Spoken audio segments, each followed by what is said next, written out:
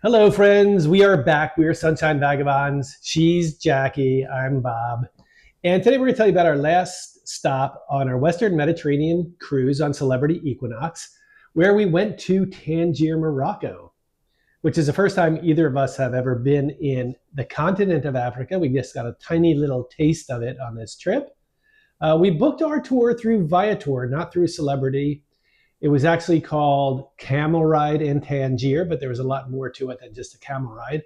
That was somebody's big highlight. So we had to make sure we got the camel ride. Yeah, that would be me. My desire to ride a camel. Yep, and we'll tell you on the end how that experience went. Also tell you what to expect on the whole tour. Was it worth it? And should you do it, or should you do something else with your time there? So when we arrived at the port, it was a long walk to the mosque, which is where he told us to meet him.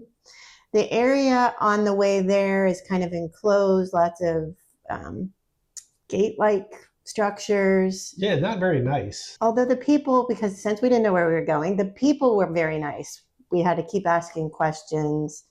They kept saying, keep going, basically. So, once we finally found the area, there was a lot of people standing around trying to find their tour guides. The tour guide wasn't dressed as a tour guide. He didn't have like a shirt that said, a company or whatever. He was just basically in normal clothes.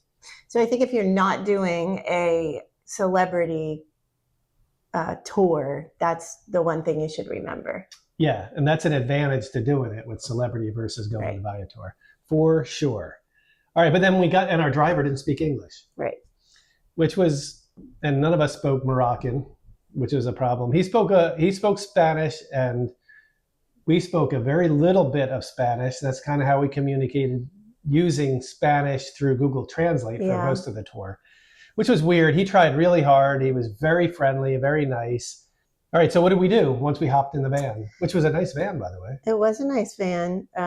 He took us for a nice drive, which was surprisingly very pretty, very clean. The homes there's some that were almost mansion-like, just a beautiful floral drive with trees and green, and not at all what I expected. It was hilly too. I thought we were going to like a desert location. Yeah, right? I guess that's what you think but it's not at all desert there. No. So our first stop was Parc Perdicaris. And that was a very pretty area. Lots of picnic tables. So you could have a little lunch there. The thing that first caught my eye were all the cats roaming around that area. The most wild cats I've ever seen in my life. Yeah, babies. Yeah, just all kinds of cats. But it's peaceful. It seemed very peaceful in that park. It did. Beautiful views of the Mediterranean. Yeah, we took some pictures there. There's like an overlook when you get there that you can take photos. So why were there so many darn cats? Islam culture. Cats are sacred. Supposedly they feel like they belong to everybody. They don't neuter them. So maybe that's why that there's so many cats roaming around. But they're supposedly pure, blessed animals. But the cats look like they were well taken care of too. Yeah, everybody supposedly feeds them, puts out food, no matter where they are, not just that park. And apparently they roam around in mosques and everything else, and people feed them and give them water. All right, so from there, we left the cats and we visited our next stop, Cap Spartel. Which is another great place for a picture. It is where the Atlantic meets the Mediterranean. And they have a little sign there, and you stand by it and take a picture. Yeah, and it wasn't as amazing and dramatic as I thought. Not huge cliffs, and it's not like the Mediterranean is this pretty blue and the Atlantic is this mean brown and they collide in the middle. They just kind of all mix together. Mm-hmm. Cool to be there, but as you'll see in the picture, is not the most amazing sight ever. Right. But somewhere around there too, there was a lot of shopping. So he let us go shopping there for quite a bit of time. People were, obviously pestering us to buy things. They have a very hard sale approach. I wanted to buy a belt, a camel belt, which probably wasn't even camel by the end of the day. But the guy started out with $25 for one belt, and I think I went home with two for 15. And I really wasn't even sure I wanted one. Have you even worn them? I've worn one of them one time. So was a very good salesperson, and he wouldn't take no for an answer. So I have these two belts that might be camel hide. Who knows? Yeah. So if you want one, he'll probably send you it. True. That could be our prize this time. Just put in your comments if you want one of these. I'll take a camel belt. Right. So anyway, from there we went to Hercules Cave, which was pretty interesting, considering that was the place that Hercules would go to rest. It has the entrance, obviously, from the land, but then there is also an entrance out to the ocean. And that little entrance to the ocean is also shaped like Africa. A little bit, yeah. There's a separate admission for Hercules Caves that you have to pay there. They're not affiliated with any of the tour groups. And you have to pay in local currency, or they would take euros. Luckily, we had euros. US dollars doesn't mean anything to them. I actually thought the people there were pretty rude, the people working there. Mm-hmm. And I didn't think the caves were that amazing, but it was pretty cheap, and looking at that little window into the water was kind of cool. And Jackie went into this like little tunnel, and we took her picture in the tunnel. So it's probably worth doing, but again, like Cap Spartel, it's not amazing. Right. But it isn't like super expensive either, so. Correct. Yeah. So the final stop, the reason we did this whole tour was the camel ride. And on their website at Viator, they show this train of camels going across the desert with these huge sand dunes in the distance. That's not exactly what we did. That was a little disappointing. I had really wanted to ride a camel in the desert, but instead we got to ride a camel on the beach. Probably because we were nowhere near the desert. We just were too stupid to realize that. What was it, like a 15-minute round trip? Yeah. Which was pretty neat. So how comfortable was it riding a camel? Start there. Honestly, I did not think it was uncomfortable. I'm with you. It's really weird standing up. You get on the camel while it's sitting, and then it rises up and brings you up. That's weird. And then I've heard people say they're smelly, dirty, nasty animals. Did you feel that way? Not at all. No, she didn't. So you are in a line, with the other people in your group, and somebody's, obviously leading all the camels. And at one point you stop to turn around. Well, the camel behind me came up next to me and just laid his head down on my thigh. And I just got to pet his head, and it was just so sweet. And he wasn't dirty and covered in flies. True. Yeah, that was very sweet. The camel ride, was it worth this whole excursion? Well, it was the highlight of this excursion. Yeah. Well, was it worth it? Yeah. Right. The whole thing cost $42 US. And we did all this stuff, including the camel ride. I think it was definitely worth it. I will say it was a little chaotic, though, sort of like a lot of what we saw in Tangier. When we got to the beach, our group was there. There was 8 of us.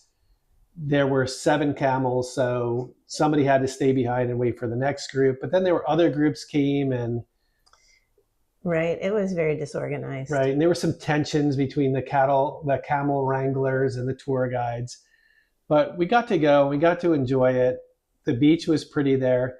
So the hard part about this tour and getting to the camels was it's a lot of steps to get down to the beach area where you actually get on the camel. And obviously going down is not nearly as hard as going back up. So you're going to have to make some stops to rest on the way up if you're old like me. Yeah, I jogged up backwards. I don't know what she's talking about. That's a good point. All right, so that was the end of the tour.